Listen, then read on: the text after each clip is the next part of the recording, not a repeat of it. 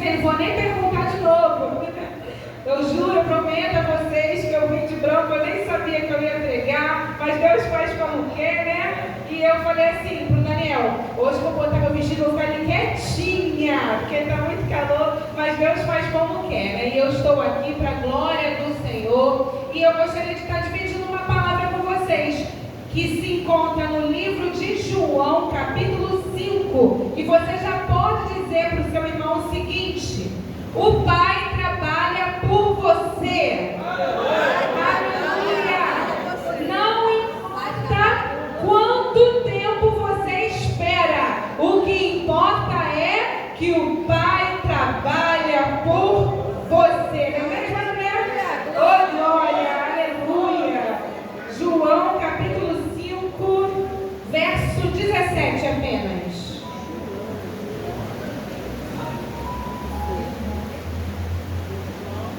Evangelho de João, capítulo 5, versículo 17. Amém?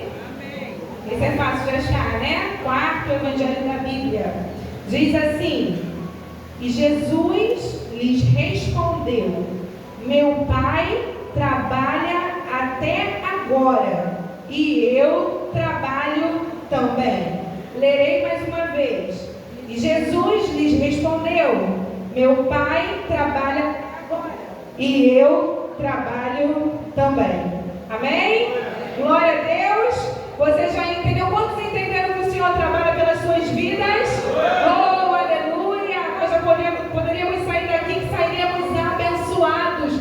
No seu levantar, no seu deitar, trabalha no seu caminhar, trabalha quando você está no seu trabalho, trabalha enquanto você dorme, porque o Salmo 127 vai dizer que aos justos ele dá, ele multiplica enquanto dorme, então ele já está trabalhando ao seu favor. Aleluia!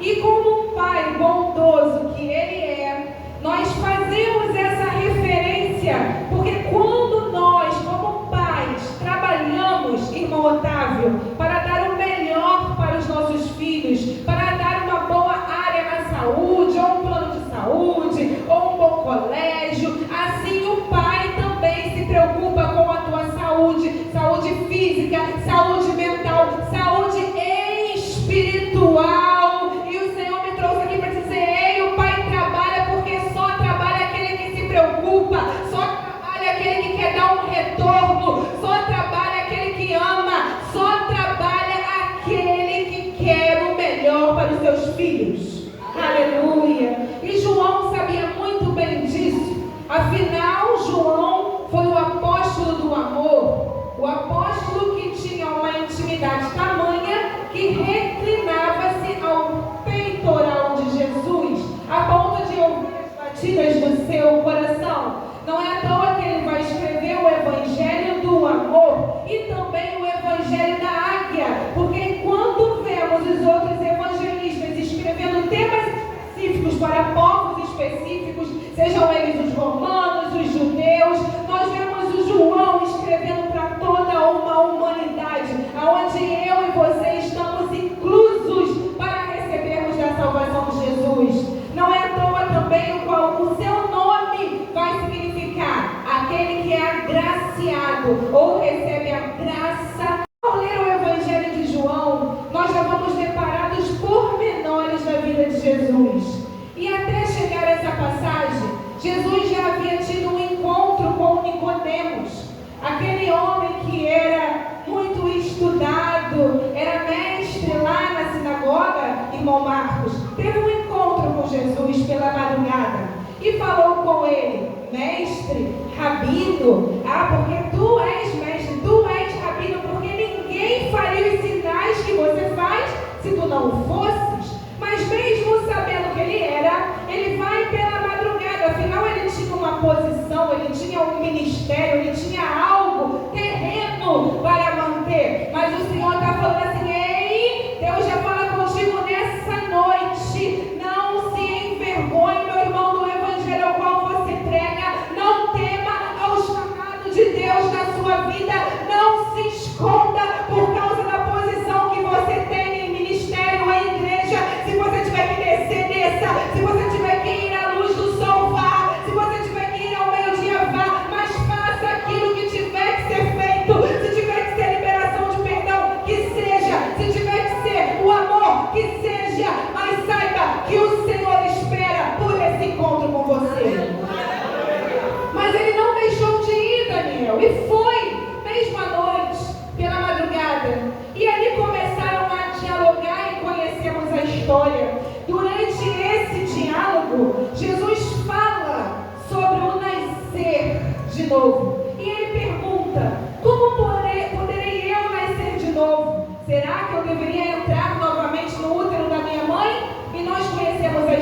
história. E Jesus fala que para nascer de novo, teria que nascer da água e do Espírito. E o Senhor Alessandra falou da água, porque tem que haver purificação, tem que haver conversão, tem que haver mudança, tem que haver mudança de atitude, porque a água era uma representação de pureza para os judeus. Só poderia adentrar o tabernáculo o sacerdote que lavasse as suas mãos para sacrificar. Até o próprio Pilatos lava as mãos diante de Cristo imaculado. E eu falo contigo nessa noite, ei, hoje é noite de purificação, hoje é noite de conversão, hoje é noite de mudança de vida, hoje é noite de nascer, meu irmão, verdadeiramente da água que emana nesse altar.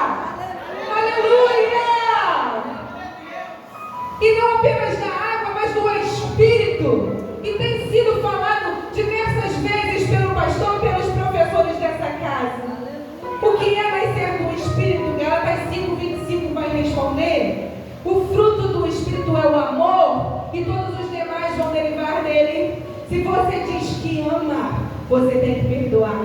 Se você diz que ama, você tem que suportar. Se você diz que ama, você tem que conviver, sim, tem que conviver, porque Tiago vai falar: suportai-vos uns aos outros em amor.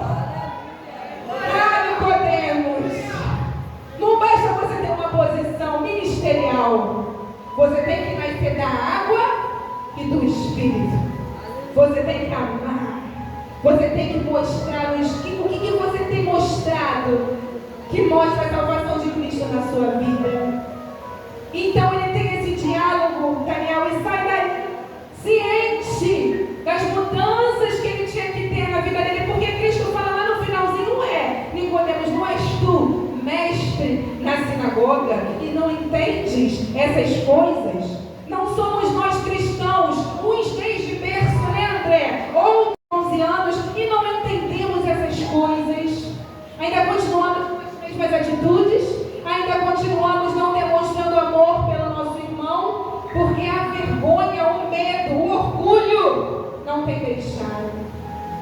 E agora Jesus termina o diálogo, mas o caminho de Jesus continua. E no capítulo 4, nós vamos ver agora ele passando por Samaria, porque ele ia da Judeia para Galileia e era necessário passar por Samaria. Nós sabemos que poderia ter até um outro caminho, mas ele quis passar por Samaria. E vemos uma outra história de uma samaritana excluída indo também.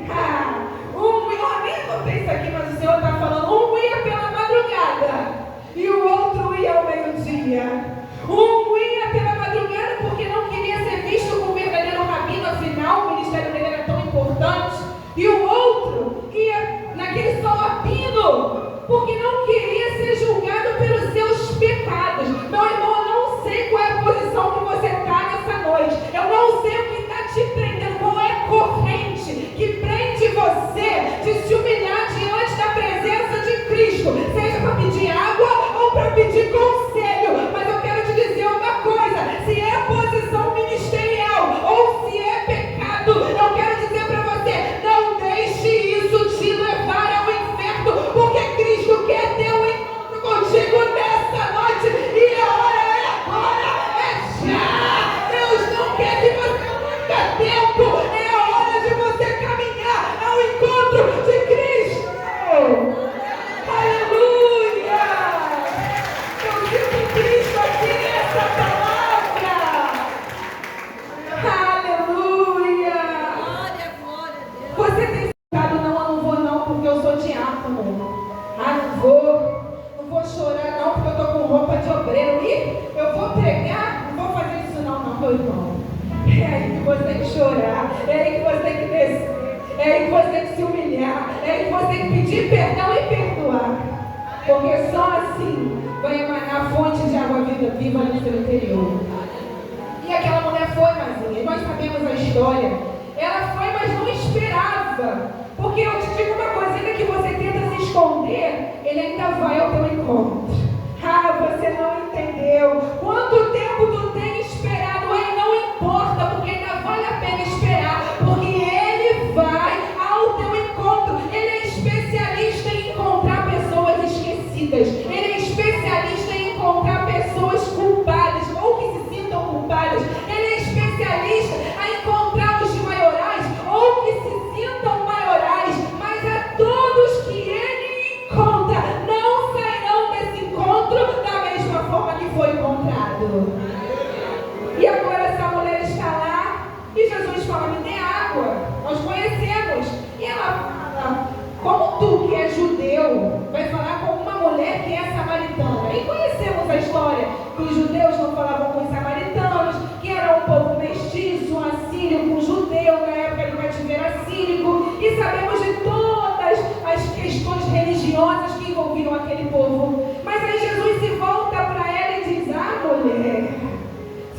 soubesse quem te pede, tu que pediria.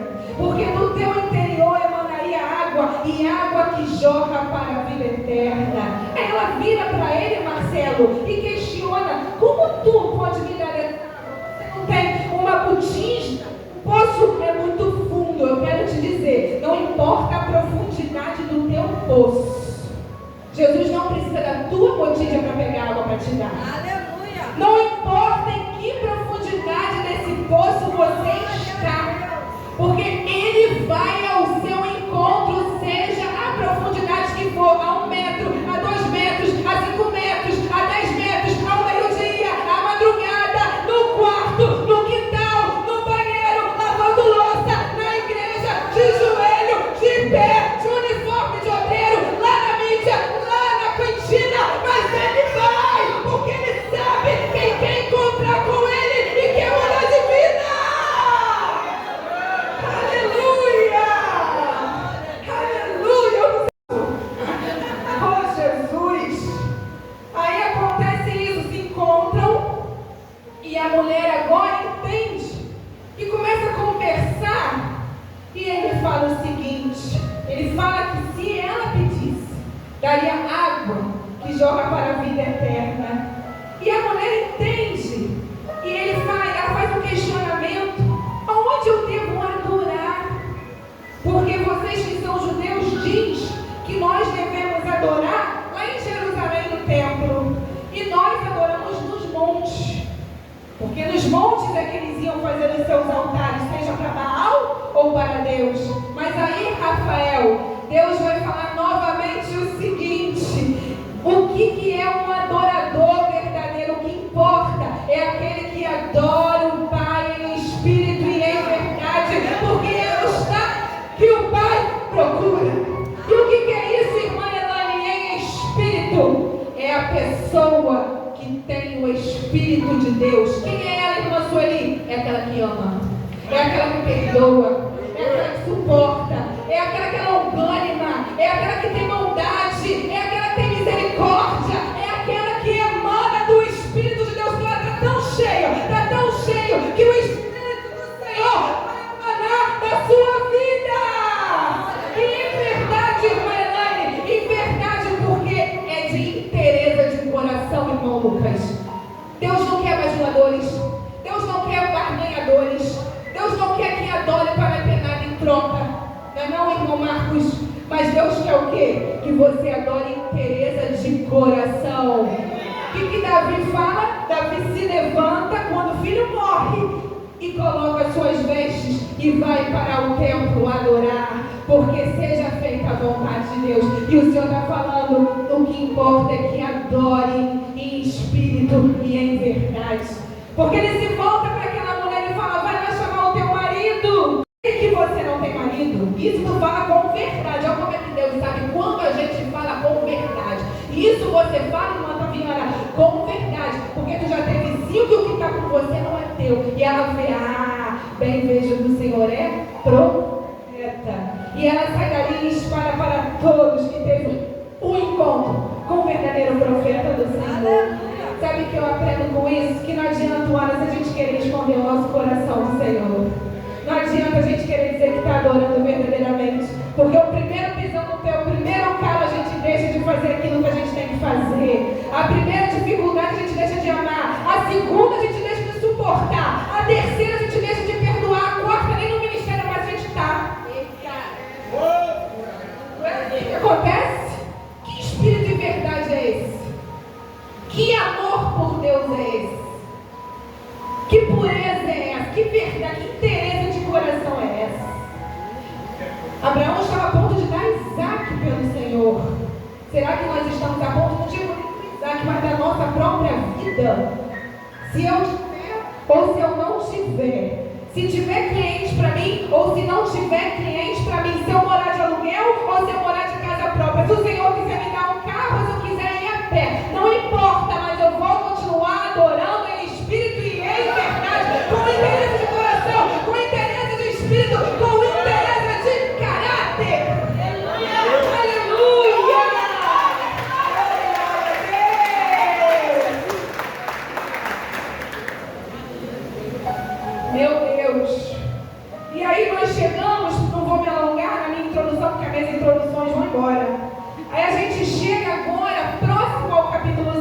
5, irmão Cristiano.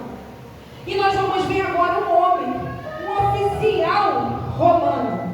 E esse homem agora, Jesus veio da Judeia, passou por Samaria, chegou a Caná da Galileia, onde ele fez o primeiro milagre do vinho, e está lá. Então aquele homem vai ter com Jesus.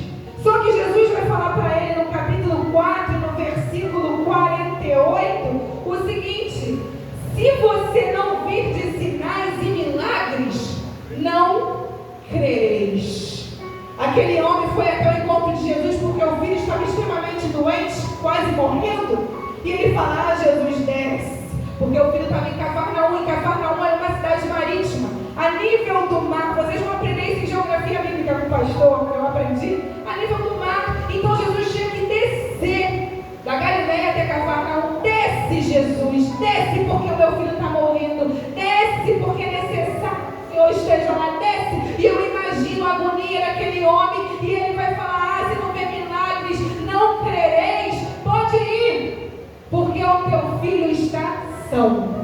E a palavra vai dizer, irmão Fábio, que aquele homem creu na palavra do Senhor. E quando ele chega em casa na hora, 7 horas da noite, na conversão do horário, a enfermidade não só deixa o seu filho, como também ele fica são e vivo. E aqueles homens falam para ele, os servos: o teu filho vive. A que horas que a febre deixou? Às 7 horas, exatamente no horário que Jesus falou. E eu quero te falar que ainda vale a pena acreditar na palavra de Deus. Ainda vale a pena você estar aqui ouvindo a palavra.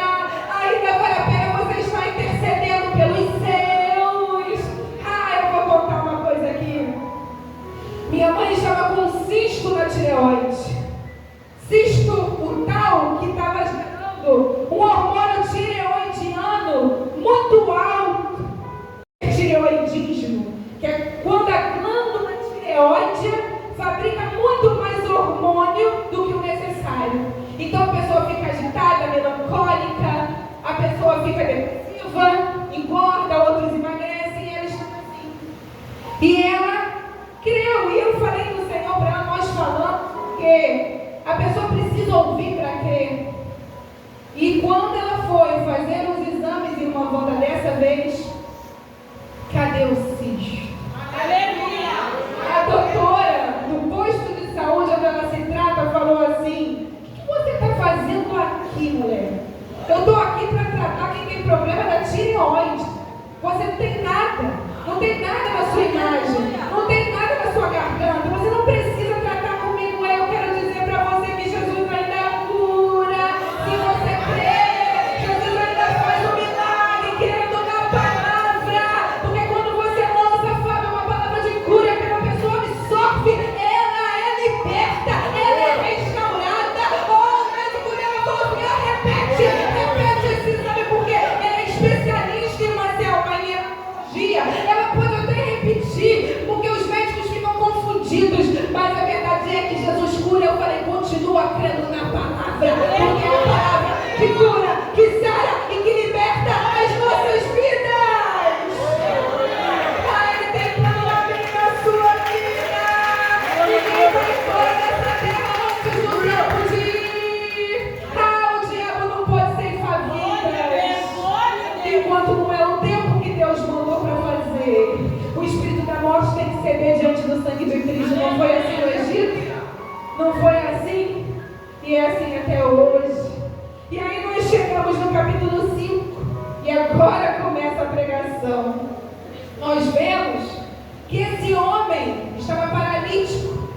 Já há 38 anos jazia paralítico. Aquele tanque que ficava próximo da porta das ovelhas e próxima do templo. Olha só, não seria uma coincidência, irmão Lucas? Uma porta aonde as ovelhas tinham que passar para expiar o meu e o seu pecado. E o homem estava ali jazendo paralítico, pastor Walter, por causa do pecado. Mas ninguém via. E ele estava ali, como a gente passa diante de tantos outros e a gente pode até não ver, mas eu falei aqui que o Senhor vai ao seu encontro. Ele vai até você mesmo que ninguém veja.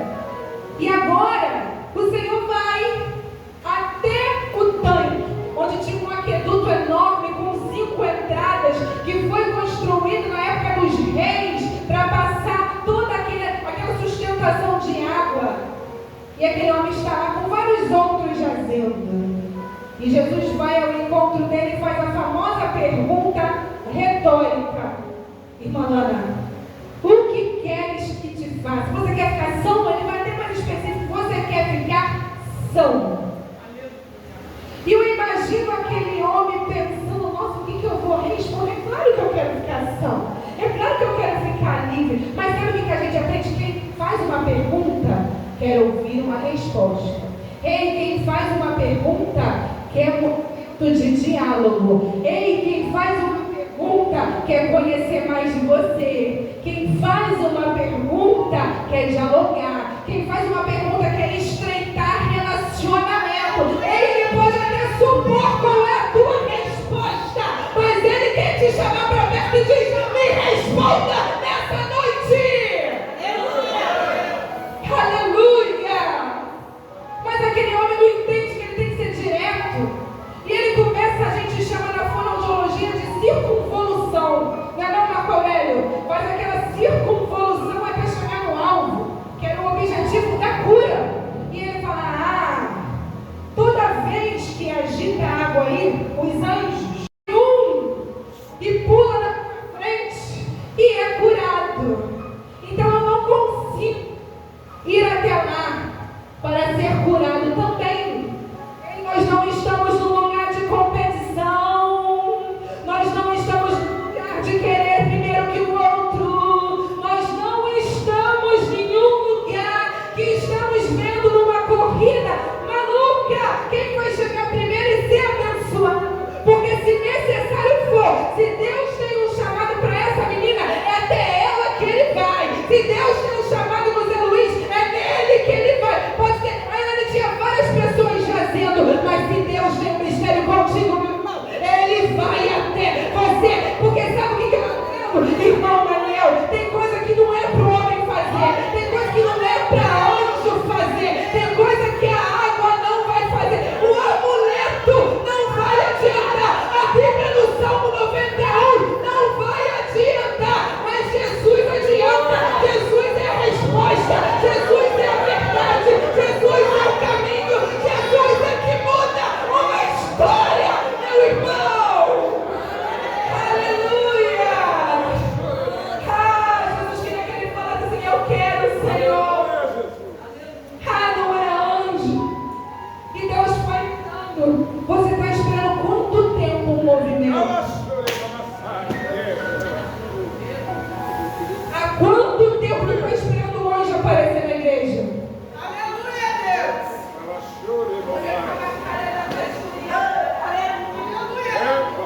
Quanto tempo você espera por uma resposta?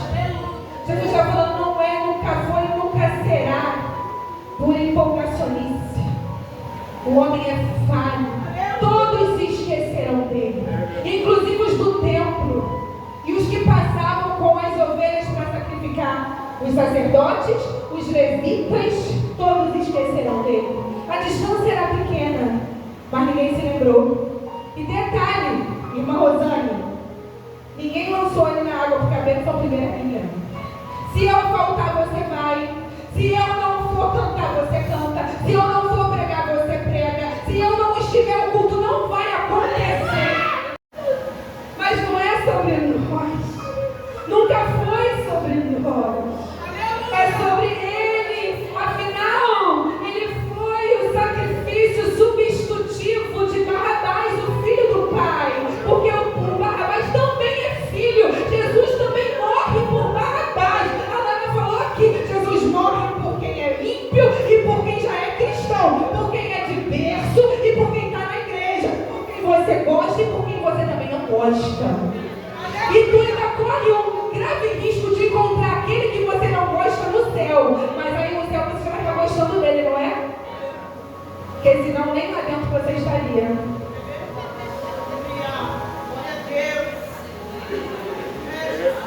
Aleluia!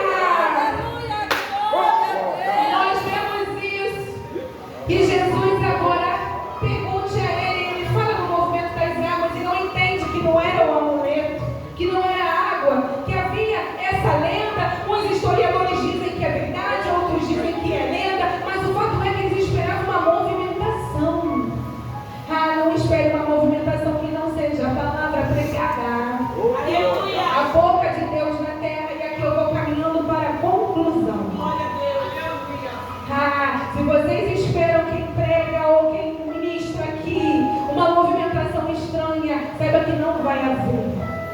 vai haver a palavra do Senhor. E ele tem o primeiro encontro do Nicodemos, porque Nicodemos crê em quê?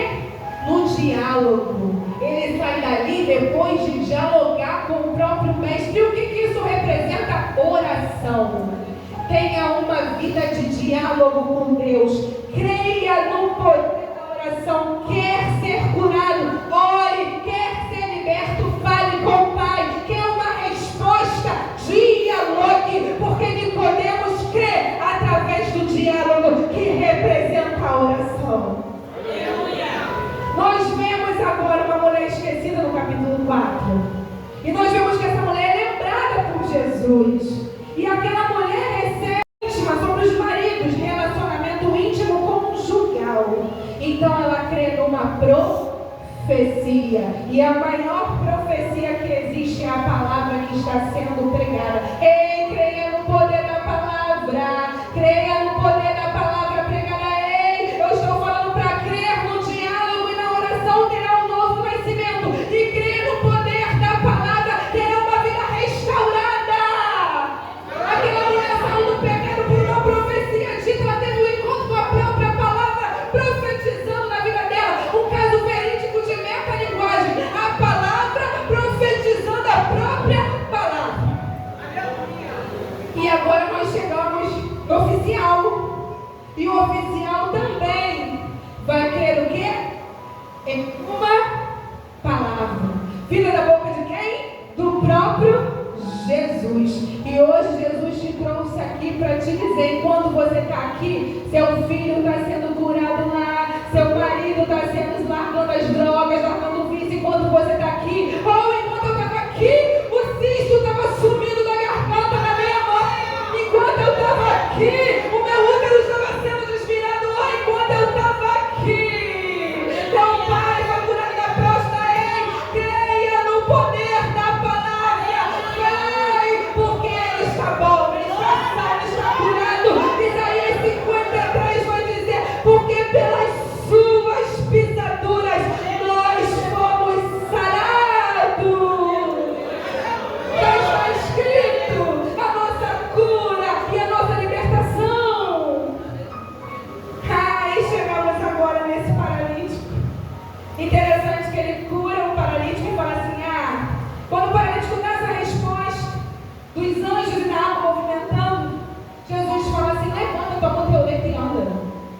E ele imediatamente levanta, toma o leito e anda. E vai até o sacerdote para se apresentar ritual. E quando ele chega até o sacerdote, eles não questionam, por que tu está levando a cama? Se hoje é sábado, não pode carregar a cama. Hoje a gente fica quietinho, hoje é sábado, dia do descanso.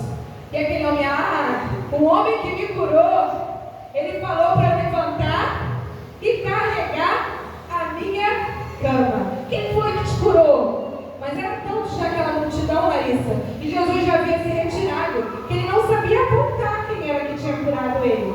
Mas Jesus vai se esconder e Jesus adentra no templo. E agora o homem fala, foi ele que me curou. E aí eles falam, dia de sábado. E aí Jesus vai falar o que lemos aqui no início.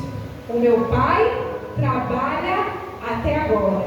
E eu trabalho também. Sabe o que ele vai falar também para o paralítico? Ele vai falar assim, você ficou realmente bom. No versículo 14, realmente são. Então não volte a pecar, para que não te venha coisa pior.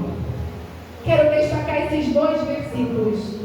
Deus trabalha até mesmo por nós, míseros pecadores. Deus trabalha até mesmo por nós, que somos paralíticos espirituais diante da sua presença. Eu vou rasgar o vento. Deus trabalha por nós, que nada fazemos para engrandecer o seu reino. Deus trabalha por nós, que somos mesquinhos, esperamos a nossa bênção, ficamos parados esperando o movimento a nosso favor.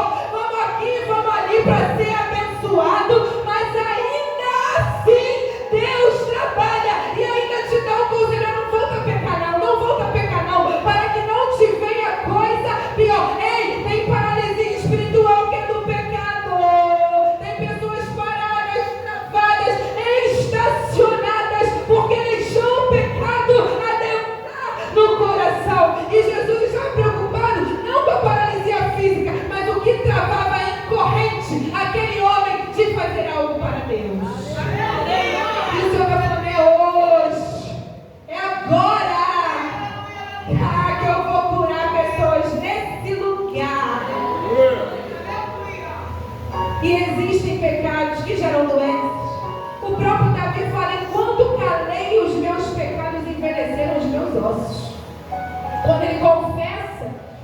Salmos tem várias confissões de Davi, Salmo 60 e vários outros, que nós vamos ver que ele começa a se aproximar novamente de Deus e começa a ficar santo. Então nós vemos que esse paralítico ele é liberto do pecado. E eu quero te dizer, ele vai trabalhar com você, por você, mesmo que você tenha pecado. Jesus não vai deixar de te curar porque é sábado ou porque tem alguém questionando que você não é merecedor. Ei, Jesus não vai deixar de te entregar um ministério porque tem alguém achando que você não merece. Jesus não vai deixar de curar o teu emocional porque tem alguém falando que foi assim desde criança, viveu assim, vai morrer assim e não tem jeito. Afinal, teve tantos que ele mudou, não é verdade? Se eu fosse estar aqui, eu vou ficar até amanhã e até depois e não vou parar. Então eu estou te falando, Jesus não vai deixar de te curar por causa dos outros. Jesus não vai deixar de te salvar por causa dos outros. Jesus não vai deixar de curar a sua vida por causa dos outros. Jesus não vai deixar de te entregar o ministério por causa dos outros. Jesus não vai deixar de ter um encontro contigo por causa dos outros, seja eles rabínicos ou não rabínicos. Jesus trabalha na sua vida. Aleluia! Aleluia! Oh, Nínive estava na miséria. Jesus não deixou de salvar os ninivitas pelo rancor de Jonas. Oh, igreja acorda! Aleluia! Ele fala, esse povo foi feito pelas minhas mãos. Você teve pena de uma árvore? Você acha mesmo, Jonas, que eu não vou ter compaixão por aqueles que eu criei? Isso é coisa de pai. Porque se meu filho erra, ainda assim eu tenho compaixão por ele. Aleluia! Oh, Senhor! Ele não deixou de tirar Ló lá de Sodoma e Gomorra só porque ele era um ser injusto. Mas pela intercessão de Abraão ele sai de lá. Não foi destruído com Sodoma. Ele foi mais a fundo para quem conhece Bíblia, né, irmão Zé Luiz? Ele não deixou de salvar Cã naquela arca, mesmo sabendo que havia uma geração amaldiçoada de Canaã. Ele não deixou de salvar Cã. Ele deu oportunidade até para Judas. E quem somos eu e você para julgar os ninivitas? Afinal, ele fala nos evangelhos, haverá menos vigor para os ninivitas do que para aquele que não crê na sua palavra. E o Senhor está falando para ti nessa noite. É tempo de se chegar a Ele. Ele trabalha pela sua vida, Ele é seu Pai, Ele quer se relacionar contigo, Ele quer ter um diálogo contigo de oração, Ele quer te lançar uma palavra profética nessa noite, Ele quer que você creia na palavra mesmo sem ver, como aquele oficial, e Ele quer que você entenda que você não depende de amuleto, de movimento, de água, de anjo, até porque o diabo tentou enganar Jesus no Salmo 91, se lança do pináculo, porque está escrito que aos seus anjos dará ordem para te guardar. Não é apenas ali, está escrito sim, que aos seus anjos dará ordem para te guardar em todos os seus caminhos. Os anjos, meu irmão, já estão aqui te guardando. Você não precisa tentar o Senhor para ver movimento de água, para ver anjo, para ver cura, porque eles estão aqui te acompanhando a cada dia da tua existência. Aleluia! Assim como um pai rico, milionário, bota os guarda-costas, o filho, onde o filho vai. Você acha mesmo que Deus ia colocar anjos aonde nós vamos? Eu tenho 38 anos, a idade que esse paralítico esperou, e até hoje eu fui guardada pelo meu Senhor. E por isso eu falo com essa propriedade e creio nas promessas de Deus para as nossas vidas. Então vamos nos pôr de pé nessa noite.